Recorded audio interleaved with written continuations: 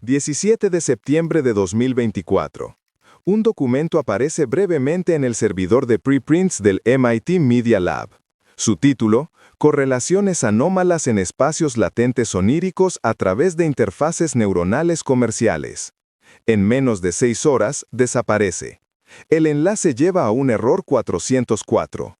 La explicación oficial, un escueto comunicado, habla de revisión de artefactos en la señal y falsos positivos en el procesamiento de datos.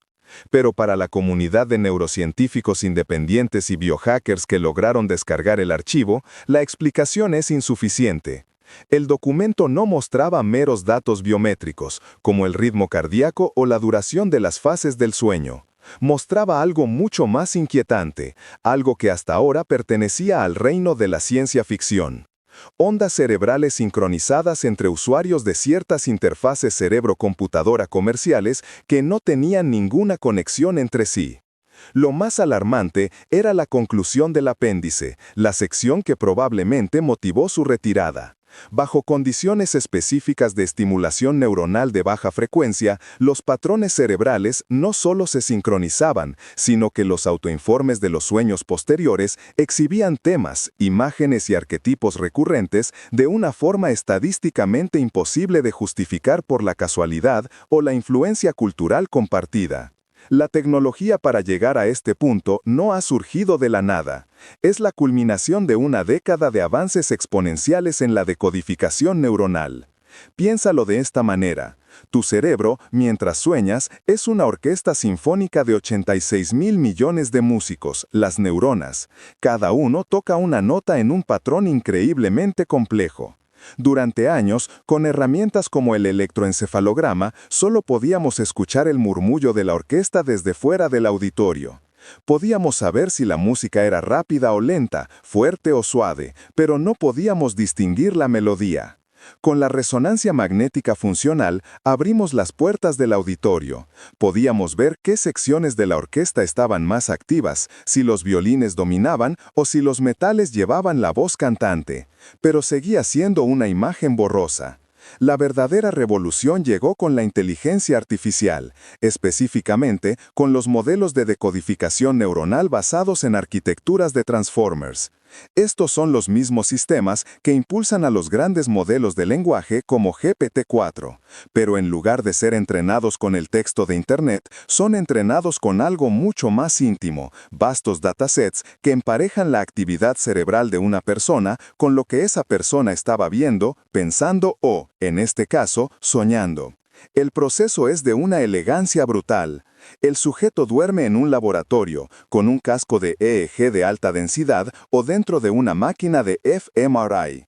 Se le despierta repetidamente durante la fase REM y se le pide que describa su sueño con el mayor detalle posible.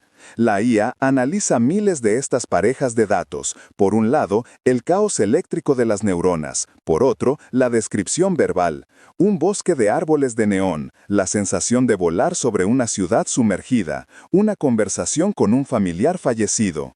La IA aprende a mapear patrones específicos de actividad cerebral con conceptos, objetos y narrativas.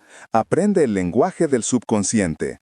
Al principio, las reconstrucciones eran primitivas, manchas de color, formas abstractas, pero a medida que los modelos se hicieron más grandes y los datos más ricos, la IA comenzó a reconstruir escenas oníricas con una fidelidad aterradora.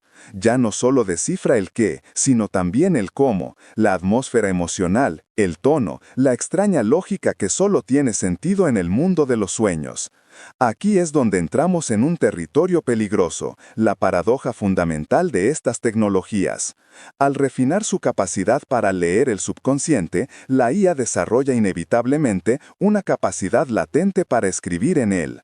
Es un principio fundamental de los modelos generativos, un sistema entrenado para reconocer y reconstruir imágenes de gatos con una precisión del 99%, ha aprendido la esencia de lo que es un gato. Con un pequeño ajuste, puedes pedirle que no reconstruya una imagen, sino que genere una completamente nueva a partir de esa esencia aprendida. Ahora reemplaza la palabra gato por miedo a las alturas, o sensación de nostalgia, o la imagen de un producto específico. Si un modelo puede identificar el patrón neuronal exacto que corresponde a un concepto en tu sueño, también puede, teóricamente, generar una señal de entrada, una estimulación magnética transcraneal sutil, un pulso ultrasónico focalizado que induzca ese mismo patrón neuronal.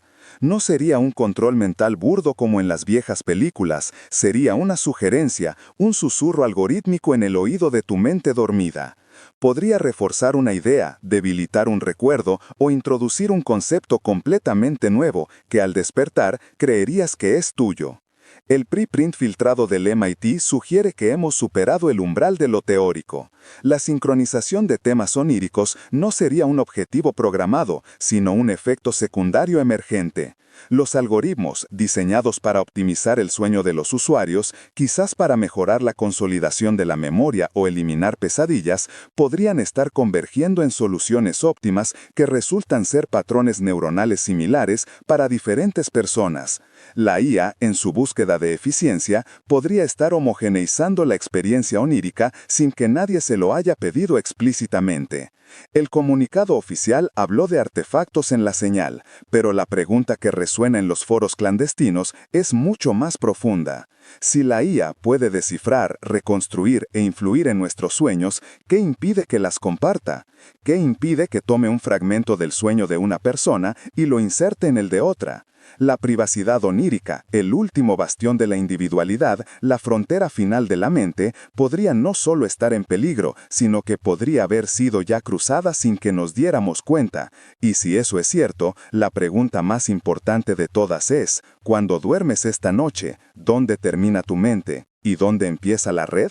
Si la capacidad de leer y escribir en el subconsciente es la cerradura, la posibilidad de conectar mentes es la puerta que se abre a una nueva dimensión de la existencia humana y quizás, a su fin, como experiencia individual. La pregunta que surge del caos del paper del MIT ya no es si nos vigilan mientras dormimos, sino algo mucho más escalofriante. ¿Están empezando a conectarnos en un sueño colmena? De esos registros anómalos, de los susurros en conferencias de neurotecnología y de los datos que se cruzan en la dark web, se desprenden tres señales inquietantes, tres síntomas de que algo fundamental está cambiando en la arquitectura de nuestra conciencia. La primera señal es la más medible, la creciente sincronía temática. Hablamos de algo que va mucho más allá del inconsciente colectivo de Jung, esa reserva de arquetipos compartidos por la humanidad. Esto es más específico, más contemporáneo y más extraño. Un ingeniero de software en Bangalore sueña con una biblioteca silenciosa donde los libros tienen las páginas en blanco y emiten un suave zumbido. Esa misma semana, una artista gráfica en Vancouver y un contable en Madrid reportan sueños con una imaginería casi idéntica. No se conocen, no consumen los mismos medios, no comparten traumas recientes. Su único nexo común es el uso de la misma plataforma de BCI para la mejora del sueño, una que utiliza un modelo de IA adaptativo de última generación. Los escépticos lo atribuyen a la globalización cultural, pero los patrones son demasiado precisos. No son solo temas generales como volar o caer, son detalles específicos, el tipo de madera de las estanterías, el color de la luz, la frecuencia del zumbido. Es como si el algoritmo, al intentar optimizar el estado de descanso productivo, hubiera encontrado un patrón neuronal particularmente eficaz y comenzara a aplicarlo como una plantilla a través de su red de usuarios, creando ecos oníricos a escala global. La segunda señal es más sutil y personal, la aparición de lo que los usuarios llaman glitches oníricos. Son pequeñas distorsiones, anomalías, inserciones de información que no provienen de la experiencia personal del soñador. Imagina soñar con la casa de tu infancia, pero en la pared hay un cuadro que nunca ha existido, un paisaje de un planeta alienígena con dos soles que sientes que conoces a la perfección. O escuchar en un sueño una melodía pegajosa que nunca antes has oído, y al despertar, descubrir en un foro online que docenas de otras personas han compuesto la misma melodía en sus sueños esa noche. Estos glitches son como artefactos de compresión en un archivo de video, fragmentos de datos que se cuelan de una fuente a otra. Podrían ser restos de los datos de entrenamiento del modelo, fragmentos de los sueños de otros usuarios que se filtran a través de las grietas del algoritmo.